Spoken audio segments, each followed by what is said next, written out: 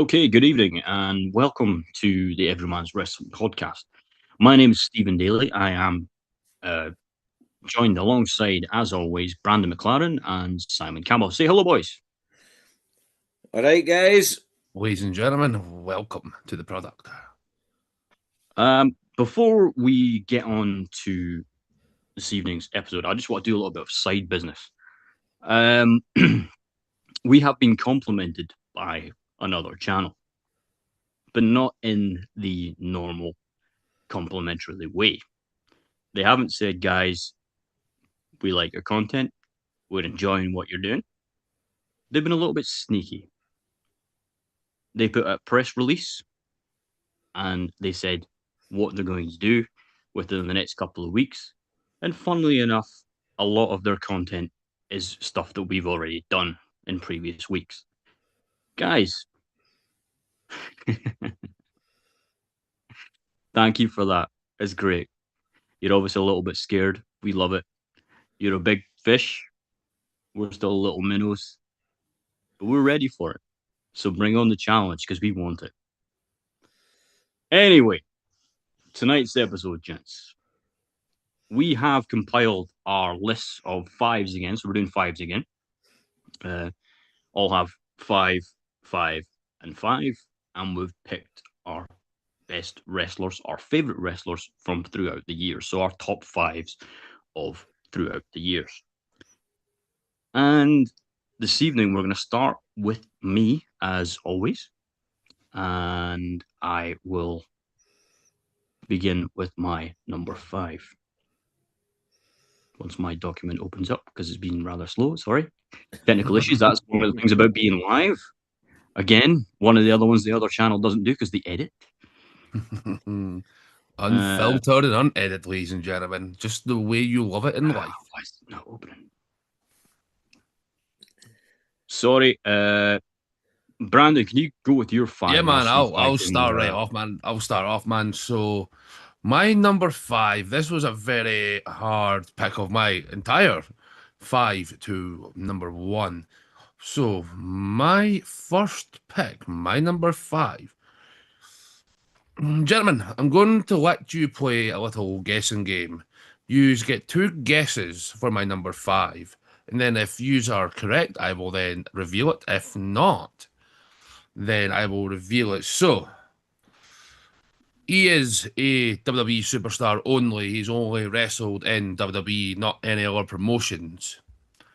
And he is part of a family legacy also. I'm going to throw it to Simon with his first guess. For me personally, family orientated. It's either in the Samoan dynasty or it's the McMahons. So I'm gonna go for Shane O'Mac. Mr. Campbell, you are wrong. Steve. All right. I think, family dynasty. Well, it didn't specifically say family dynasty. Didn't say family dynasty. All right. He's had family in wrestling. Okay. Okay. I'm thinking Randy Orton or one of the Hearts. You got it right off there. My number five, the Viper, the Legend Killer, Randy Orton, the youngest world heavyweight champion of all time.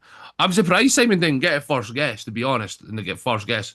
When I said family, Simon straight away thought bloodline, straight off the bat. But yeah, I picked Randy Orton as my number five. This man, I am sorry. He started off big chip on the shoulder. His grandfather, Bob Orton, and his dad, Bob Orton Jr. My God, Randy Orton, what a career this man has had. He's been loyal to the WWE since day one. He's had his ups and downs. He's had his good times and his bad times.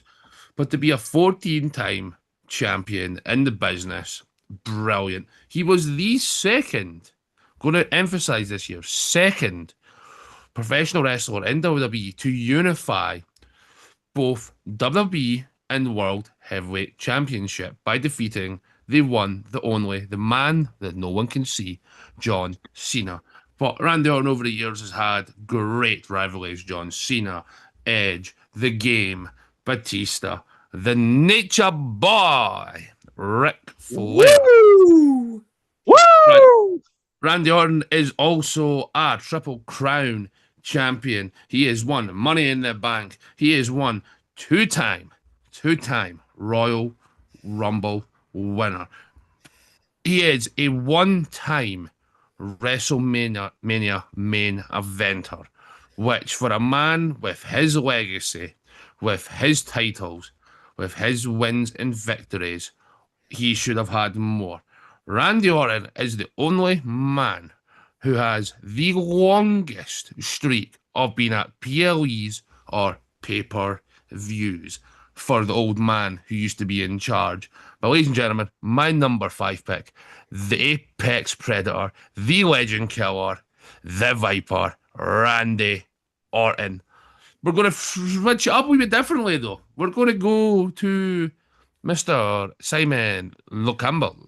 So I'm basically going to go for a wee guessing game here again as well. I like it. So, I like it. So my number 5 is a guy who has been known as a heel in WWE and NXT.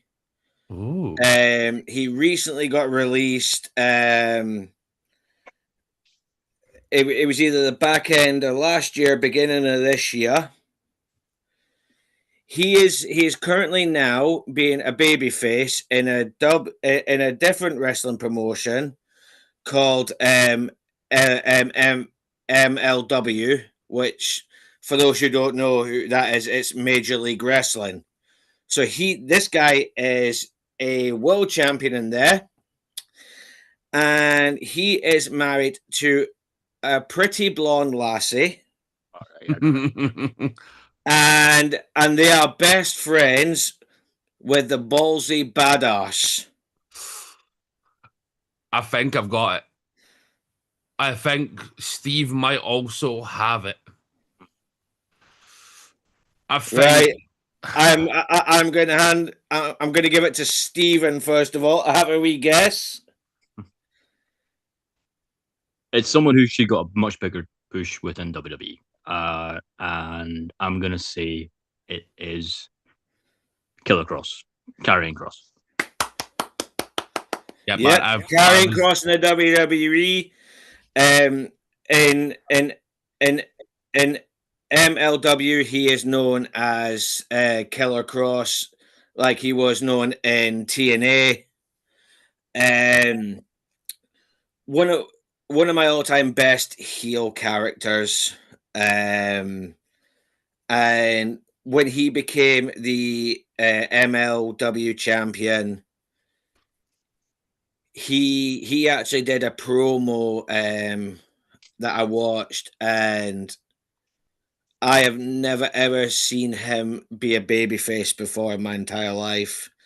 Out of the career that I've seen him grow up from TNA into WWE, and when I talk about a beautiful blonde lassie that he is married to, is so Killer Kross, Karrion Kross. His wife is called Scarlett Bordeaux. Yet again, when they were in the WWE, never had a match. She never had a match in the WWE at all. She was always a manager for Karrion Kross. But if you go back and type in Scarlett Bordeaux wrestling matches on any of the independent wrestlings, you'll see her in the ring, and she is phenomenal in the ring. So I'm going to say that was a bad call for the TKO to get rid of. Here we go again, ladies and gentlemen. Kross. Yeah. Here we go. Here we go. It's So early now in this episode. Start how we're going to finish, ladies and gentlemen. Start how we're going to finish. So I'm going to hand it over to my colleague, Stephen Daly for his number 5. Thank you, Simon. Now that my Word document has worked, my apologies again for that. So my number 5 is Hulk Hogan. Without Terry Bollea, his real name, I don't think pro wrestling would be as popular as it was now, when he was prominent in the 80s and the 90s. Hulk was the ultimate superhero with 20-inch pythons. As soon as his music hit, the audience went crazy. Yeah. He was the poster boy for the WWF from WrestleMania 1 until the middle of the 90s, until Vince McMahon thought the Hulkster was past it. He was over the hill. Although he proved WWE and Vince McMahon wrong, as he would sign for WCW, their biggest competitor, where he would be for the first time a heel character, so a bad guy. Up to then, he'd always been the good guy, the clean cat. Now, when he went to WCW, he became a heel character. He became a bad guy. And alongside Kevin Nash and Scott Hall, he created the faction known as the NWO, the New World Order, where he would attack one of his ex-stablemates, Randy Savage, and take him out. So, WWF's domination of the TV ratings was over.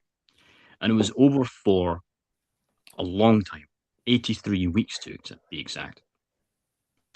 And as the WCW fans would fall in love with the heelish tactics and the attitude of Hogan and his cohorts, they would become the dominant force within wrestling. And it was really cool to see. I have very fond memories of Hulk being the good guy, but I loved him especially when he was a bad guy. He had the championship many times in both companies and in other companies around the world. One of the best to ever do it, in my opinion. But after his retirement, he became a bit of a controversial figure, and he said some stuff that was really stupid. So there's a lot of people that don't put him in very high regard, which is fair enough. But what he did for wrestling, I think he's undeniably deserving of his place within the WWE Hall of Fame. So, Terry Bollea, Hulk Hogan, my number 5. Just want to quickly add in, Steve, a wee bit of fun on this one. When it comes crashing down, when it hurts inside. R.I.P. Hulk Hogan. What a man. 100%. What a man. And I just want to top that off as well. Yes, 100%. Rest in peace, Terry Bollea, aka Hulk Hogan, the real American.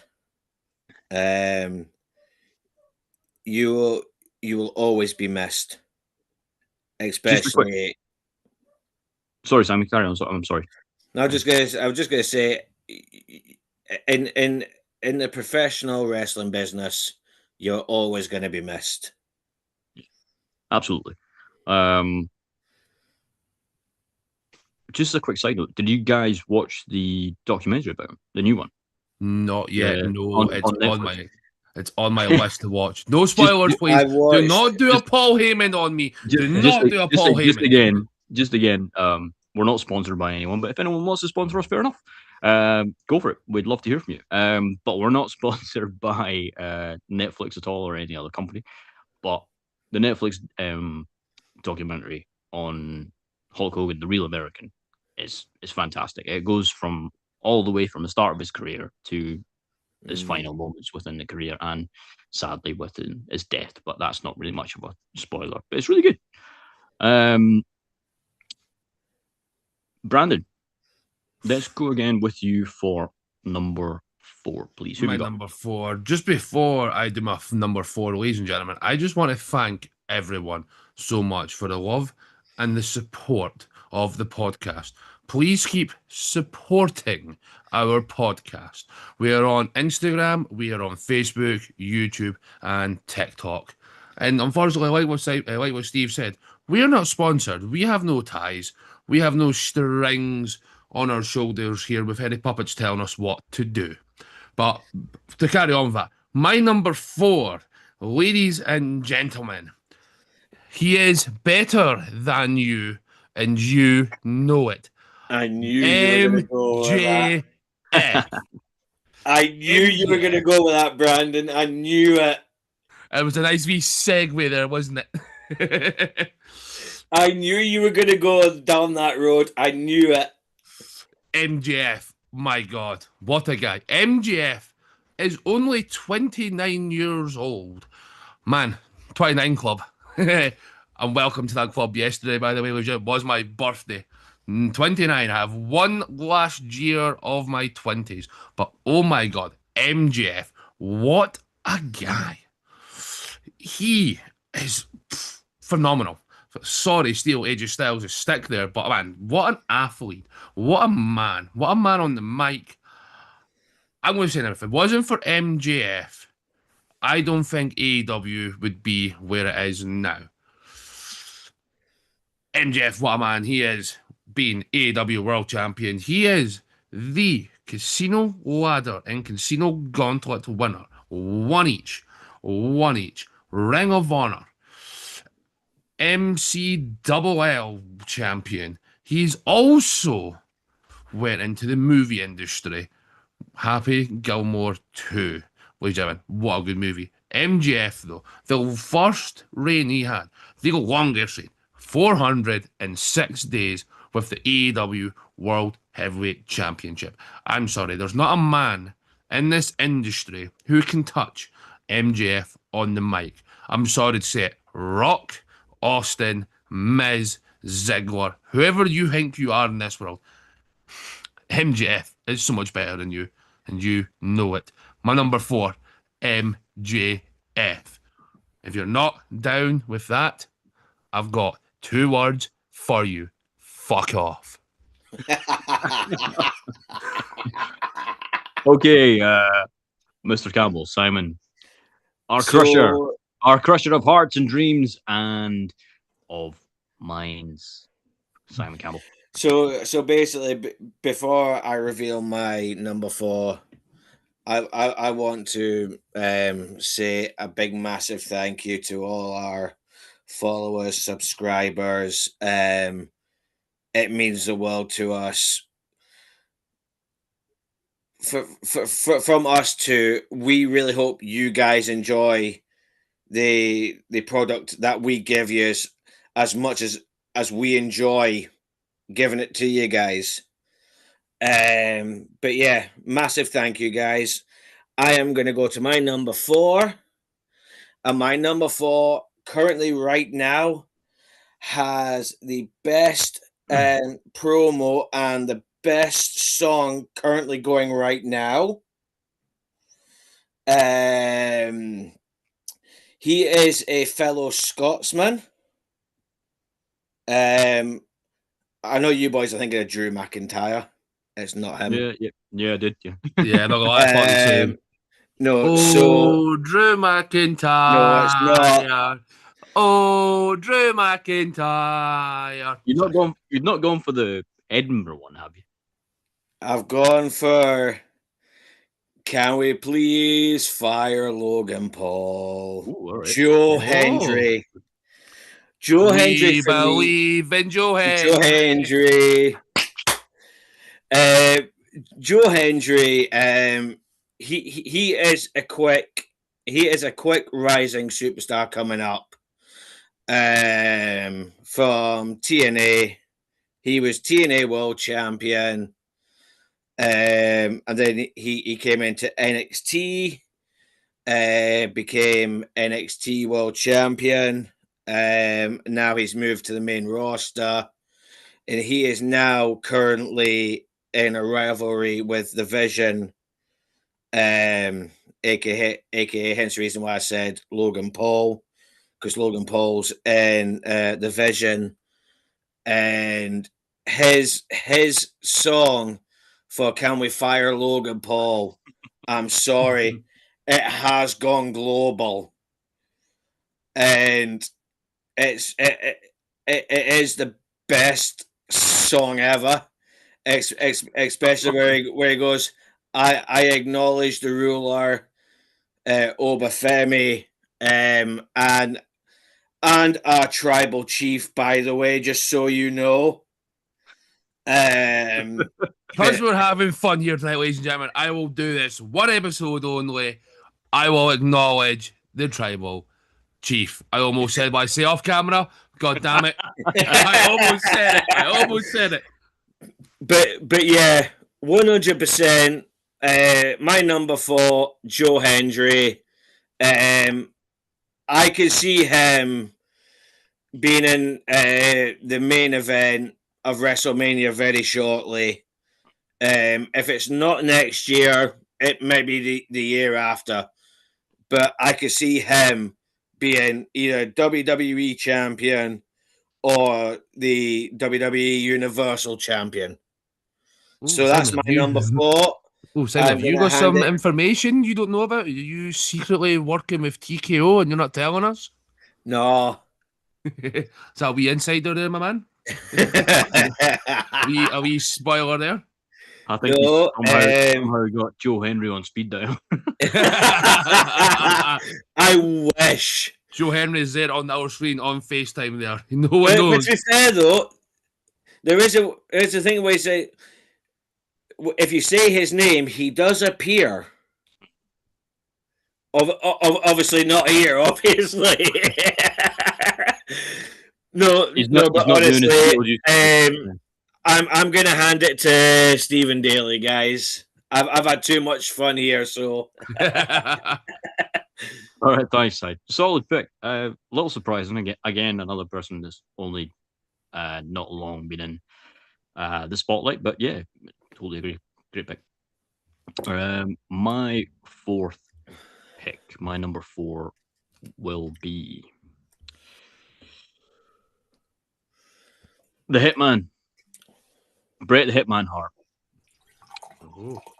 The Hitman would eventually become the successor of Hulk Hogan and becoming a fan favorite among his colleagues and begin to be the champion, taking the legacy, taking that brass ring, shooting for the stars, having awesome matches with his iconic bright pink gear and his sunglasses. His in-ring ability was unmatched. The Canadian very much lived up to his moniker of the best there is, the best there was, and the best that there ever will be. And he would become one of the best.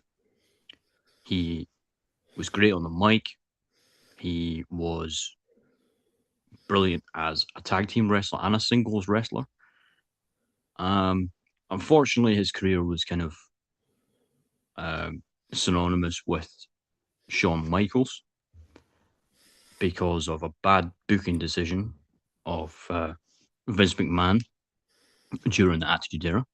And it would be known as the Montreal Screwjob. If you don't know what the Montreal Screwjob was, it was basically Bret had signed for the competition. He'd signed for WCW. He did work for WWE or WWF at the time, and he was the champion.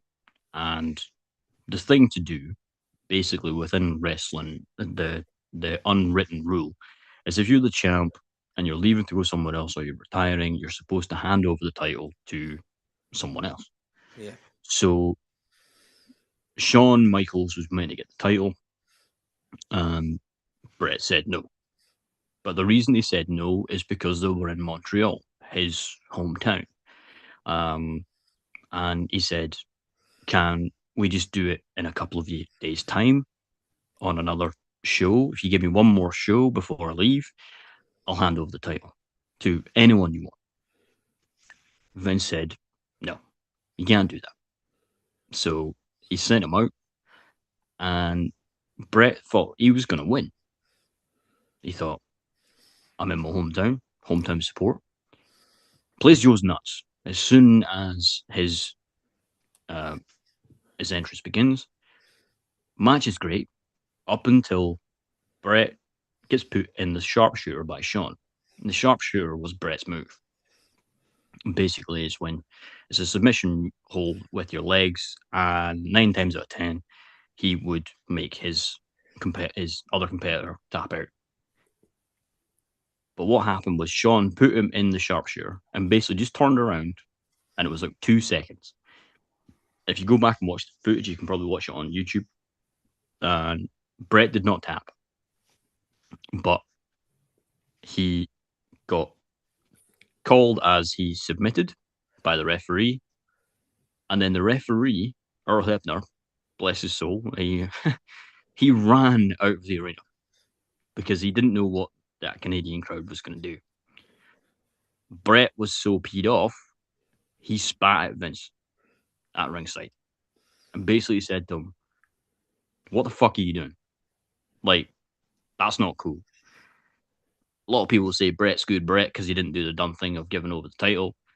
But to be honest, I think he did the right thing. And yeah, he went to WCW, didn't work for him. He came back to WWF and eventually would become a Hall of Famer. My number 4, the infamous Bret Hart. Good choice. So, really good choice, man. mate. Real good. Our number 3 picks. Let's shoot it back to Brandon. Number 3. Oh, my number 3. This superstar. We're not going to do a guessing game here. I'm just going to throw it out. This one is a very controversial superstar. He is the best in the world. Mr. Pepsi Man, CM Punk. Pepsi, Mr. Pepsi Pepsi, Man. Cola Phil. Pepsi, Cola Phil. Straight edge society, baby. CM Punk, Phil Brooks, the Chicago native, the best in the world, the straight edge superstar. Phil Brooks, ladies and gentlemen, CM Punk, as you can see, not stealing anyone's stick here, but I am our best in the world on the podcast. These two lovely gentlemen here have labelled me the best in the world. Unfortunately, we're not going to say my group chat name. Because I know there is people from my place of work who do watch this. And That's if you enough. are watching, That's enough. Carry on.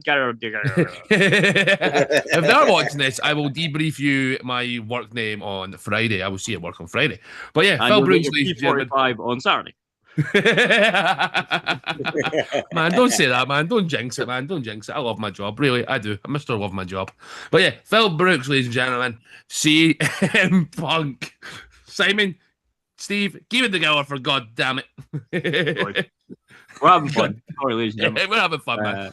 Yeah, We're shooting sorry. the shit. Brandon, carry on. Sorry. CM Punk, Phil Brooks, the Ring of Honor World Heavyweight Champion. Go and watch Ring of Honor. They're still on the go now. They're now owned by AEW. Phil Brooks, CM Punk, is a multiple-time World Heavyweight Champion, WWE Champion, WWE Tag Team Champion, ECW Champion, Intercontinental Champion. The United States Championship, unfortunately, eludes this young man. People may call him old and grumpy, but goddamn, CM Punk puts asses in seats. When he came out with the old theme song, This Fire Burns, by Killswitch Engage, the crowd loved it. But now he is with Living Colour, Court of Personality. What fucking banger of a theme song. If you want to have a throwback, his ROH theme song, ladies and gentlemen, he came out to WrestleMania, gave me goosebumps. CM Punk, what a man. He has been a WWE man. Mr. Pepsi Man, as one Danhausen says. Pepsi Man, Pepsi Punk. We love it. We love it, really. But yeah, he unfortunately was handed his papers, his P45, from Vinnie McMahon on his goddamn wedding day. What a son of a bitch. Vinnie Mac, if you're listening to this, you crook SOB, man. How could you do that to Mr. Pepsi Man? But CM Punk then decided to find himself in the octagon like Brock Lesnar. It takes balls. Okay, Punk didn't win any of his UFC fights, but it takes brass steel balls to go into the octagon. Hat off to Punk for going to the octagon. But then all the fans started talking, man, going, will Punk ever come back? Punk publicly came on interviews, went, I will never go back to professional wrestling. Ladies and gentlemen here, in the industry, never say never.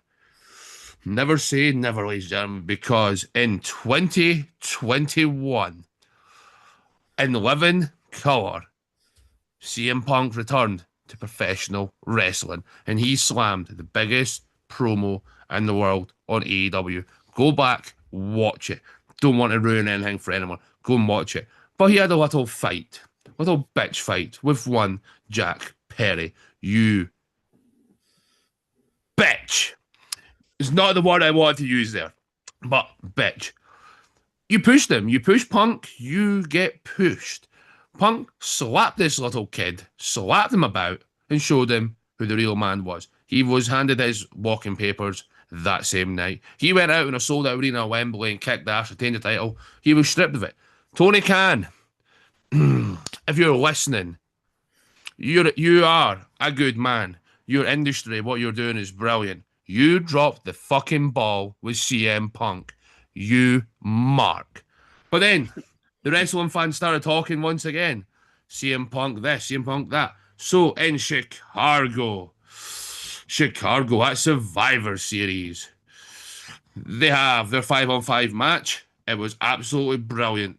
The combatants are celebrating in their match. And then all of a sudden, the camera pans out, showing you the double cage. And then all of a sudden, you hear the static play of Court of Personality. He comes out of Survivor Series. I do believe it was 2023. I think it was 2023 Survivor Series. because CM. I think was it War Games? Was it? It was, yes. It was War Games because one Seth Rollins flipped him off like so. Ladies and gentlemen, the grass may be greener on the other side, as Pepsi Man said once. The grass is certainly not greener on the other side. My number 3 pick is, and unfortunately, in this decade, he is not having the summer of Punk. Ladies and gentlemen, this is the summer of Everyman's wrestling podcast. Podcast. My number 3, our best in the world, CM Punk. I would like to top that off actually as well. To be honest, You got to top it off, young man. Oh, go for it, man. The floor is yours. Talking about promos, I remember watching a promo in between CM Punk and one of your picks, MJF. That was one of the most heated promos. I am sorry. Oh, it yeah, was no. heated. Oh, it was. But when I looked somewhere online, the ratings on that promo in AEW went from here to skyrocketing. I think what made it more personal in that particular segment was young MJF looked up to CM Punk. They had the photo of them together, and Punk in the middle of the goddamn fucking ring tore that up in front of him. Ladies and gentlemen, I'm going to say this now. Sometimes it's good to meet your idols, the people you idolize in life. Ladies and gentlemen, we are real people. We are nice, genuine people. If you meet us in the street, we will talk to you. We will be nice to you. Like what I said, the grass is greener on the other side. Simon, what an ad to my number 4. That was a shit hot promo from Punk and MJF. Just going to do a CM Punk thing here, ladies and gentlemen. Pipe bomb. Beat my number 3. Beat it. Nicely done. Nicely done.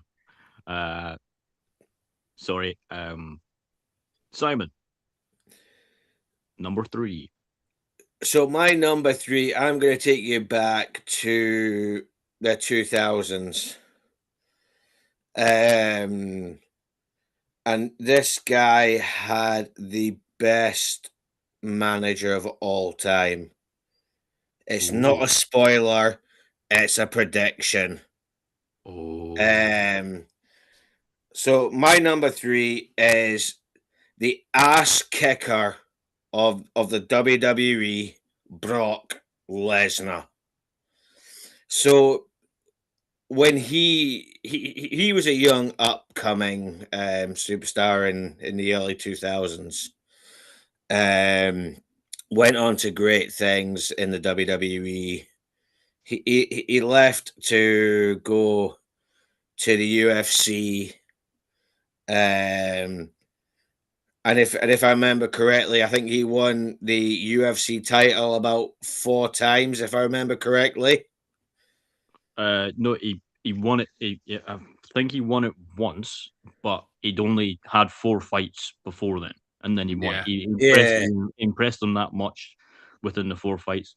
So yeah. yeah, And then he came back to the WWE, literally kicking everybody's arses, and still to this day, he is one of the best. I'm not gonna lie, he is a goat. And yeah, for those who don't know what a goat is basically the greatest of all time. yeah. But Simon, can I just butt in quickly?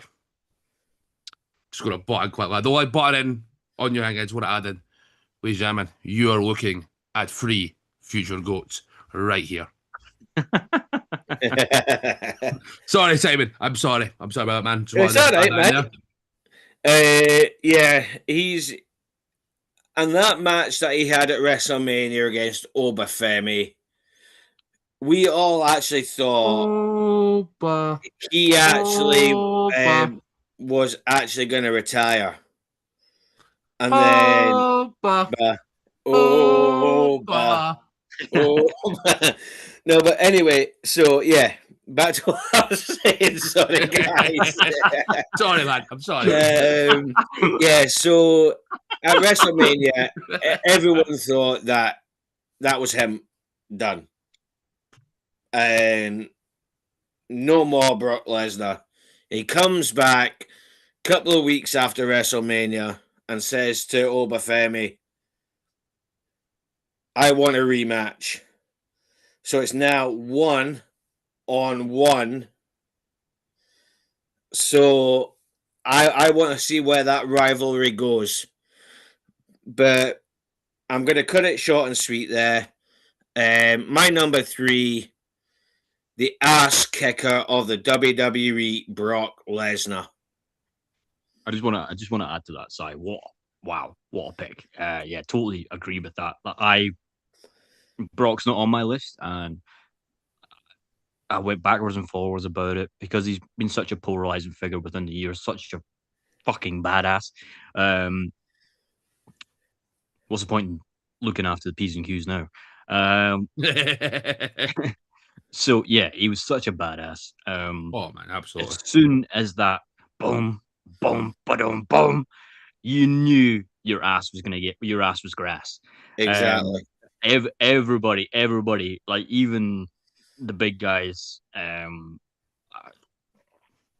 such as Taker, Randy Orton, Cena, as soon as they knew that, you could see, although breaking kayfabe here, it's obviously put on, but you could see it in their faces. As soon as you got that boom, boom, boom, boom, the crowd goes unglued, and you just see the oh no, oh shit, Shit. Oh shit! I'm done now.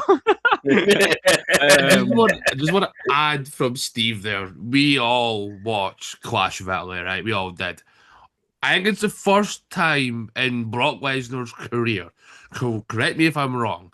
Brock's music hit, and the whole entire crowd are going bump, bump, Bum, ba ba bum, bump, bum, bum, bump. bum, bum. I've got That goosebumps was to that. so But ladies and cool. gentlemen, just to add about Brock Lesnar, don't wear flipping jeans as a wrestler because they will be split in two.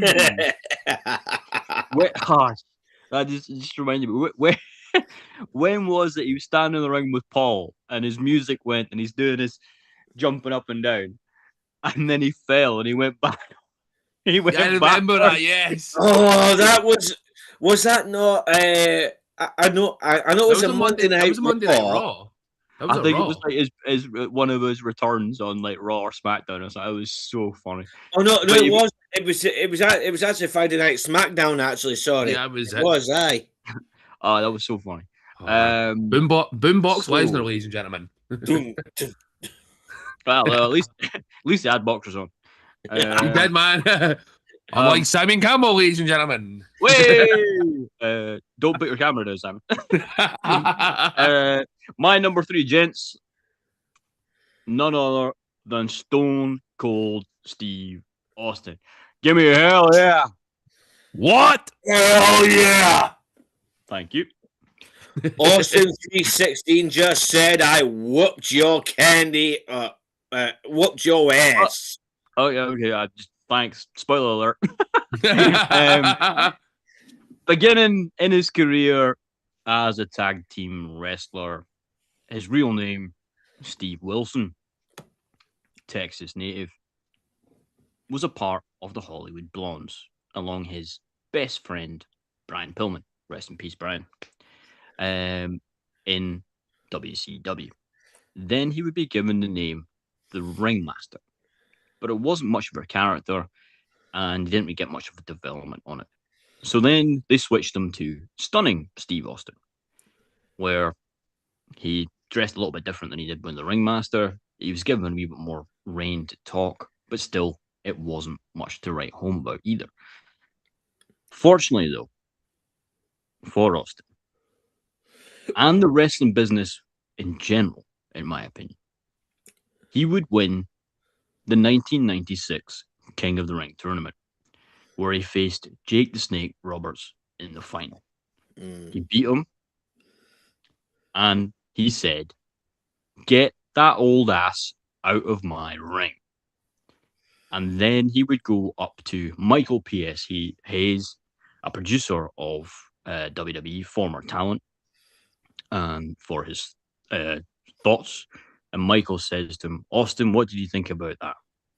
And then Austin would come out with the Austin 316 promo. And basically what he said was, Austin 316 says, "I just whipped your ass." And within that, the Stone Cold character became legend. The Texas Rattlesnake was born. Even though he would use heelish tactics at times and give the middle finger, he was adored by the fans worldwide. With his anti-establishment views and his FU attitude, especially with his boss Vince McMahon, he would have legendary feuds against Shawn Michaels, Triple H, Undertaker, Bret Hart, just to name a few. And against his greatest competitor ever, The Rock, the one and only Steve Austin. What a performer. What a legend within the game. And has one hell of a podcast and a really cool show as well. He's got a show called Broken Skull, and beer. You put Steve Austin or Stone Cold on anything, you can sell it. What?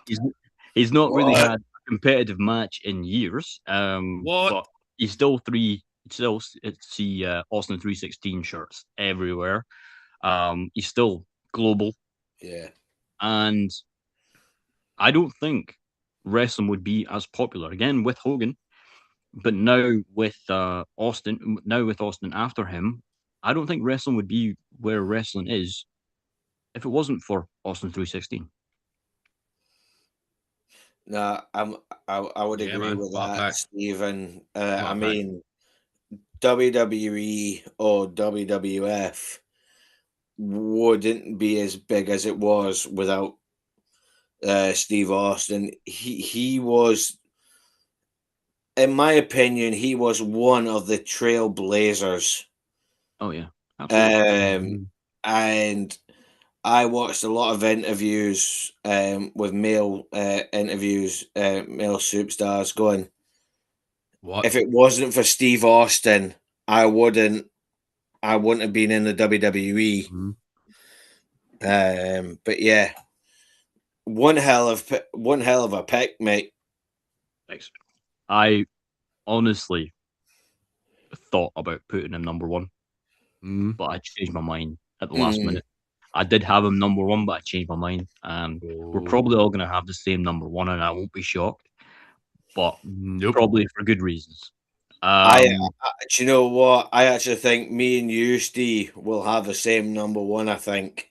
So let's go for our number twos, and that's not a toilet joke. Brandon, let's go for you. Let's keep it in the same format. Let's go for your number two, dude. We Go are for it. not like Vince McMahon, ladies and gentlemen. We do not like toilet humor. I do. Like personally, I toilet humor time. My number two was tossed up with my actual original number one. This person should have been my number one, but he was not. This, ladies and gentlemen, is, I would say, the not the best, but this, ladies and gentlemen, this man I'm ready to present to you now set the scale for winning titles. One none other than the Nature Boy, Ric Flair. This should have been my number one. My number one, I'm not going to ruin it. I'm not going to give you the spoilers. Ric Flair, ladies and gentlemen, the Nature Boy, limousine riding, helicopter riding, woman stealing, son of a gun, Ric Flair started off. Woo! Ric Flair, ladies and gentlemen, started off his tenure in Jimmy Crockett Promotions, known as JCP, under the NWA, the National Wrestling Alliance. But then he went to WCW. Ric Flair has been around, ladies and gentlemen, and I'm not just meaning in the bedroom term. God damn it. Someone out there is someone's child with their last name Flair. Oh, Jesus. Woo! So Ric Flair, Jesus. man, Ric Flair, what a guy. You can argue that he is one of the best going out there. I will argue this until I'm blue in the face. You have Super Cena at 17. Cena, Ric Flair, ladies and gentlemen, WWE does not recognize it. Ric Flair has won ranging from 16 to 25 World Heavyweight Championships across different promotions. Former promotions that are no longer here and promotions that are still up and going. WWE does not recognize a lot of these. But if they did, John Cena would have a far way to go as the best. But Ric Flair, where can I start with him? Two-time Hall of Famer. The class of 2008 and the class of 2012 with the Four Horsemen. He was also a member of the NWA Hall of Fame. And Wrestling Observer's newsletter Hall of Fame recognized Ric Flair as a 16-time World Heavyweight Champion. Gentlemen, Ric Flair, the Nature Boy. If it wasn't for Ric Flair, there wouldn't be a John Cena to go and beat the title record. Ric Flair's been in every promotion. WWF, WCW, ECW, TNA. He's not showed up on AEW or not. But Ric Flair, ladies and gentlemen, he is 80 plus year old and he is still wrestling. Go and check out his last match he did. I thought he was going to freaking die in that ring. But ladies and gentlemen, my number two, the Nature Boy, Ric Flair. Woo! Woo! I just want to add something to that. When you said about AEW, I think he did go, but he was on screen, but he didn't actually say anything, and he didn't actually take any bumps.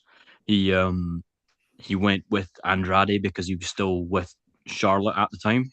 Yes, they were still married, and he went to support him for one of his matches, but he didn't actually say or take any bumps. So, also, when you were saying about WWE doesn't recognize other titles, that was due with the Vince McMahon era, and I think that was changed when Mickey James, Nick Aldis's real life wife, who was working for TNA Hall of Famer, came out to the Royal Rumble as the women's TNA Knockouts champion.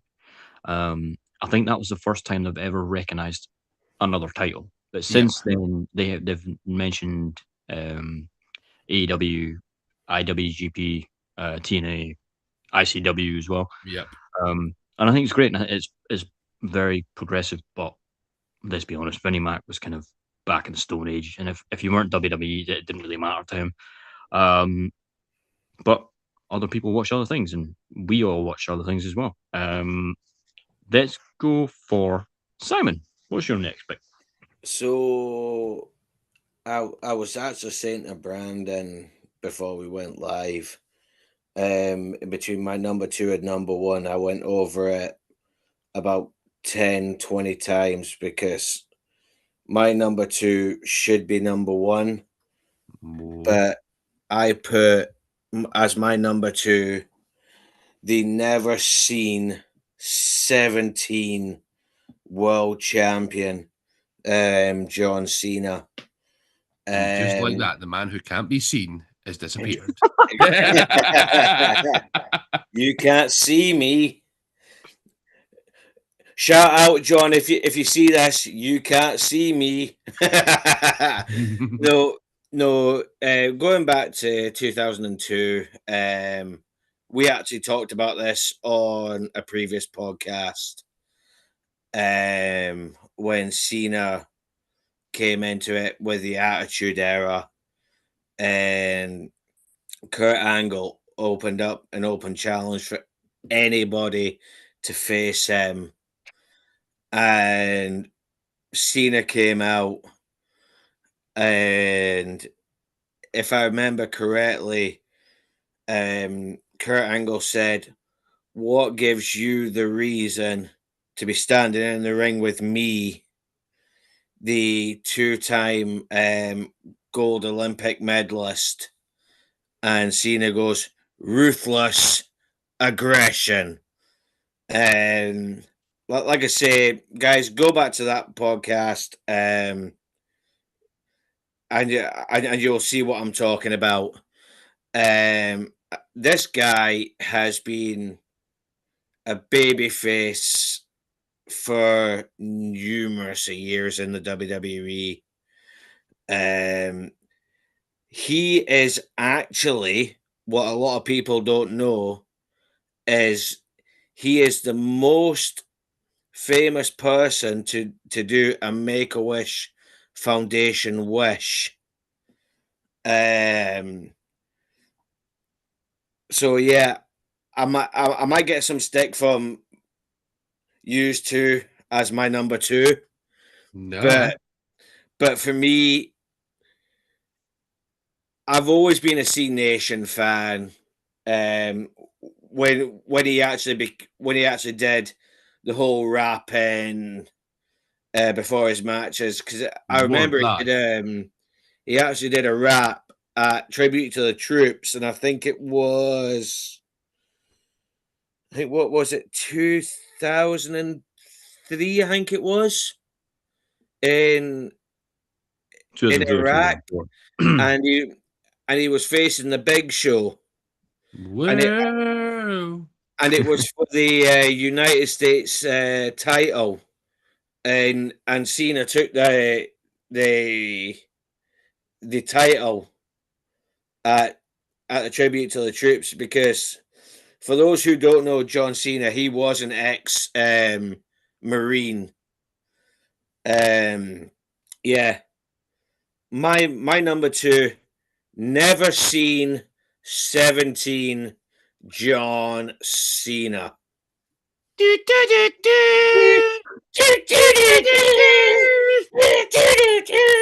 Oh, Jesus Christ.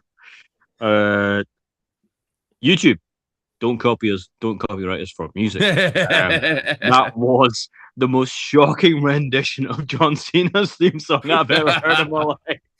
Well, no, So I was trying to do the Paul Heyman. Yeah, side. man. Yeah, man. Definitely. If we get copyrighted for that rendition, Jesus, where that they must have been thought it was better than it was. But from my hearing, I do apologize, FYI, if we get screwed for copyright. But anyway, without without further along, and without gilding the lily any further, Brandon, your next pick. This is my number one. Oh man, we're at the point Oh in the no, hold show. on, wait a minute. Sorry. I was going to say, yeah, you've not done. I did it again. I did it again. I'm sorry. Again, ladies and gentlemen, we're not live. We don't edit. We think it's funny. I screw up all the time, and I'm really sorry. Stephen screwed Stephen. Yeah.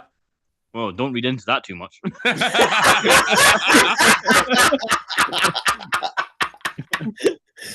my number two, and it's not a shit joke, is none other than the phenom known as The Undertaker. Oh.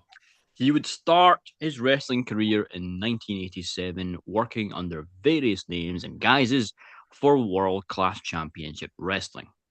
And he would have a short stint there. Within 2 years, he would sign to WCW. And didn't work out from there. So he had another short stint. And in 1989, he would sign for WWF. And he would become one of the longest serving members of the roster. Mark Calloway, the real name of The Undertaker, would make himself in the main event scene very quickly, with very many victories and his amazing character work as the dead man persona. With awesome matches against high profile opponents, he would become the locker room leader. And little hot take that a lot of people don't know is that if there was any rule breaking or any fights backstage, they would have something called wrestler court. And they would have presiding, and this is real. They would have the Undertaker presiding the verdict. If they were proven to be seen what they'd done as guilty, he would give out the punishment. Taker would win the title quite a few occasions, and he would go on a winning streak of WrestleMania of 21-0 until he was eventually defeated by Brock Lesnar in a legendary match in 2014. And he didn't only just do his dead man persona, he also did the American Badass, which he would wear a bandana and he'd have Limp Bizkit doing his music and he'd come out in a motorcycle. It was really cool during, I think it was 2006, 2007. Really What time cool. to be alive. Once Mark retired, he was rightfully honored as a WWE Hall of Famer in 2021. In my opinion, not many people more deserving. He now works behind the scenes as the head booker for the Mexican promotion AAA as their head booker. My pick for number two, Mark Calloway, the legend known as The Undertaker. Wow. Just What a pick. talk about living the gimmick. For 35, 40 years, he lived Undertaker. Even like when he was in the American Badass persona, he was still Undertaker. But wow, just always believed in kayfabe. Always believed in keeping the business secret until it was undeniably that the business would no longer be secret, and still working behind the scenes as well. I think, wow, I almost put him number one, and again with Steve and Taker, I went back and forth between my top three so many times. But what a fucking legend. But to be fair though, is he was also back in the WWF Attitude Era. He was known as the locker room leader. Yeah, that's what I said. You look at John Cena. Cena bumped into the Undertaker. And Taker went, "That was really good, kid. What's your name?" Cena went, "My name's John Cena," and you could tell that the Undertaker had one hell of a respect for John Cena with what he did for his first match against Kurt Angle. Yeah. So, sorry, just wetting the whistle there a wee bit. Don't put too much into that either. We will go for number ones, and it is number ones this time. Sorry, my apologies again. Put the ones up to the sky. That's not a Roman Reigns. That's just let's put our ones to the sky for our number ones, ladies and gentlemen. And I'll kick it again to Mr. Brandon McLaren. Ladies and gentlemen, I'm going to do what I did the last episode. I'm going to bring the real heat, the real fire. Ladies and gentlemen, my number one, or one of one of one. Ladies and gentlemen, my number one was mentioned earlier on by Stephen. Actually, I'm disappointed in Mr. Daly on this one. Oh, I am. I'm disappointed in you for what you didn't do. Just before you say it, I never stole your fucking notes. Yeah, because we didn't share this time. The last couple of times we never shared. The only time we did share is when Simon stole my notes. Which technically I didn't steal your Well, notes. you just fucking so did you that, we know. go. Brandon and I don't believe it. Sorry, Brandon, go ahead. I've not stolen anyone's notes. Simon mentioned that you two will have the same number one. My number one, ladies and gentlemen, my number one is going to run wild on you. My number one, ladies and gentlemen, is the real American, the one and only, the controversial Hulk Hogan. There would be no WWE if it wasn't for Hulk Hogan. Professional wrestling as a whole would not be where it is now without Hulk Hogan. I'm sorry, agree or disagree, Hulk Hogan, what a man. Ladies and gentlemen, eat your vitamins, do your exercises, and do your homework. Hulk Hogan, what a figure. I'm not going to dwell on Hulk Hogan very much, but WCW, WWF, WWE, he's been on Raw, he's been on SmackDown. He was then the owner of TNA and the up-to-date Monday Night Wars. I can remember it vaguely. Hulk Hogan's coming down to the ramp and a sign from the fan says, Hogan owns your ass, Vince.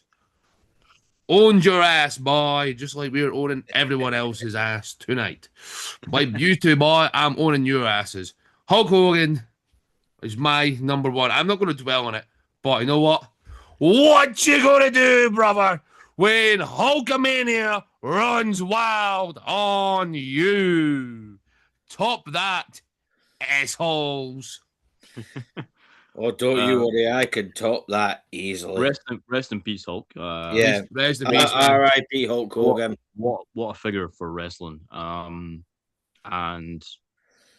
just pop culture as a whole, really. He became a bit of a superstar. He was in a Rocky film as well. Yeah, man. During the 80s, as Thunderlips, I think he was called. Really Yeah, man. strange, but he was a wrestling character. And yeah, what a pop culture figure and wrestling figure. Mr. Campbell, the crusher of hearts, minds, dreams, and everything else. What's your number one? Go for it. Right, boys. I'm gonna ask you to guess this superstar that I picked as my number one.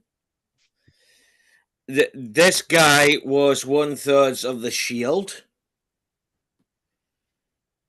So I am gonna go to Brandon. Who do you think my number one is? Your number one, right. Well, it's not the acknowledgement time of the day, and it's not burning it down today. You've got fucking marks. I'm wrong. I'm wrong. Stephen, who do you think? Acknowledge your tribal chief. Oh, get to fudge, you. The big dog, the head of the table, the OTC, See, acknowledge Roman your Reigns. tribal chief, This and this also guy, acknowledge your island chief. That's me. obviously, P's and Q's have not been well tonight, so you But- know, acknowledge your tribal. I didn't do it. I didn't do it. I had Steve on eggshells there. We are not censored. right, and not. guys, back to Boys and professionalism girls, children here. of all ages, to steal a little bit from Road Dogg. What he was gonna say was acknowledge your tribal Koichi. Koichi. He Word of the day. wasn't gonna say anything about farting. No, but So Roman Reigns, getting go for back it. to it, Roman Reigns, he held the champion for over 3 years, roughly. He formed the faction, the bloodline with Jey Uso, Jimmy Uso, Solo Sokoa, and the Wise Man, aka, like I said when I mentioned Brock Lesnar, Paul Heyman. And he's currently now on Monday Night Raw as the WWE champion. He has currently had a feud with one of his cousins, Jacob Fatu. And going back to Clash in Italy, they had a match called Tribal Combat, which means if you lose, you have to acknowledge the tribal chief, aka Roman Reigns. But if Roman Reigns loses, he lost the title to Jacob Fatu. But to be honest, spoiler alert, Paul Heyman. I'm sorry, I knew for the fact that our OTC Roman Reigns was going to win that. And I know, Brandon, you don't like that guy. but overall, Roman Reigns was my tough choice as number one, to be honest, in between him and John Cena. I think Roman Reigns, he's come on so far from after the Shield era. He's really good babyface, aka good guy, for those who don't know. But he was also a really good heel. Yet again, for those who don't know, is a bad guy. Yeah. And for me personally, Roman Reigns was my number one, even though I tossed and turned about 20 times in between John Cena and Roman Reigns until before we went live. I went, right, Roman Reigns is my number one. And one thing I've got to say to you, Brandon, acknowledge your tribal chief. And as well, acknowledge your island tribal chief. It's good that I sunk in. I'm happy. So You said it. I knew you were going to say that wrong. As soon as you went and, I was like, he's going to mess it up. but I'm going to hand it to my co-host, Mr. Davis. Oh, shit. Sorry. Fuck. Stephen Daly. I'm gonna pretend you did just say that name. So my number one, my mic drop moment, the winner's enclosure. It's already been said. This man, greatest of all time, the GOAT, the legend of which is called Jonathan Cena. John Cena Well, what can be said about John Cena, the never seen 17, that hasn't already been said? But I'll try my best.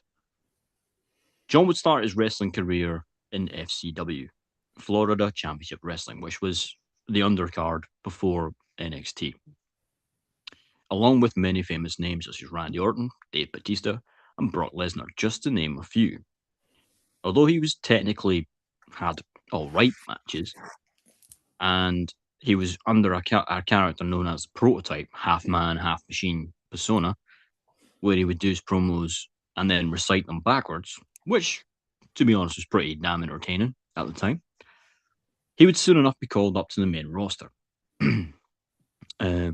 where he would face many stars, but his first match, he would start with Kurt Angle. But a few weeks before that, Vince had a very famous promo where he had a lot of the main new roster stars, got a lot of the old hands, all the established stars, a lot of the established stars like Rock and Stone Cold Steve Austin had left. Vince said to them he wanted to see ruthless aggression. Take it to a couple of days later on SmackDown, 2002. Kurt Angle, the Olympic hero, legitimate Olympic wrestling hero, would be standing in the ring. And he says, anyone in the back, come and challenge the best in the world. So, this guy comes down, unassuming haircut, bald head, basically, some stupid little shorts, walks right up to Kurt Angle. And Kurt says to him, what do you bring to the table to the best in the world? Cena would reply, ruthless aggression. And then he would take down Angle to the ground, start kicking his ass. It would be a great debut match, but Angle would take the dub. After quite a few mid-card matches in the months that follow, John was on the road on the bus with the other talent. But what he thought and what WWE had in mind for him, that he was going to get his walking papers. He was going to get his P45. He was going to get sacked. A lot of the older established stars were in the back of the bus and they were having a few libations and they were freestyle rapping. John was asked if he'd want to have some fun with the older talent and come back and try and do a couple of freestyle rhymes. Unbeknownst to them, he was a bit of a natural. And what he didn't know was his boss's daughter, Stephanie McMahon, was at the front of the bus and she heard everything. She thought it was hilarious. And when John went off to get off the bus, Stephanie said to him, could you do that tomorrow night live? And he went, yeah, sure. So he did. Came out in a really goofy outfit. And he took down someone else. And then that's what would happen with Word Life John Cena. He became the crowd favourite. He got the adulation from the fans and his peers. Cena would become the guy. He would capture the titles and he would face characters. He'd be a face character for over 20 years until his last run. And he would finally become a heel. It wasn't a great heel turn, let's be honest. But he broke the streak of Ric Flair. They were tied 16 to 16 world titles. John would get the 17th. And in my view, he is surefire Hall of Famer. He could also be an on-screen talent at some point if he stops making films. Oh yeah, he's already a movie star, I forgot to say that. But, in my opinion, the greatest of all time. And as a little side note, this, the You Can't See Me, I heard John talking about it. in an interview, and it was years ago. He said he was listening to some music with one of his friends, and one of his friends was doing this. He wasn't moving his hand, he was moving his head to the beat. And he said, John, you're on SmackDown tomorrow night. Can you do this? He went, yeah, sure. Why not? He went out, he messed it up, and he did this. And for over 25 years, that would become his money shot. The never seen 17, ladies and gentlemen. Boys, disagree with me, you won't, but the greatest of all time. Right. We're not going to say who won. We're not probably going to agree who won. But all I'm going to say before we wrap up is every one of the guys that we talked about, Hall of Famers, might already be established Hall of Famers, but sure to be Hall of Famers if not, at some point. Professional wrestling wouldn't be anywhere without all the guys that we've already mentioned.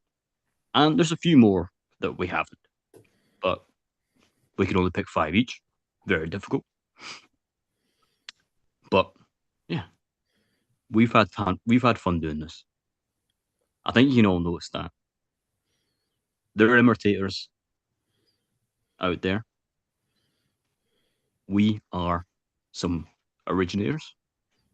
We're trying our best to bring you entertaining stuff. And just before we end, tomorrow we're going to do another episode. And tomorrow we will do a secret episode. We're not going to tell you what it is. We all know what it is. We won't tell you. You just have to find out. So on the Facebook post tomorrow, the Instagram post, the TikTok post, and the Spotify post, it's going to be. We've got something special. Tomorrow night, ladies and gentlemen, UK time, 2000, 8 o'clock if you can't do military. We have been Everyman Wrestling Podcast. I'm Stephen Daly, not Davis. Stephen Daly. Simon Campbell. Good night. God bless everybody. Brandon McLaren. Adios, ladies and gentlemen. Wherever you're watching this, ladies and gentlemen, whatever time zone, if you love wrestling, hate wrestling, we don't give a shit. Just come and join us. So, good morning, good afternoon, and good night. Peace.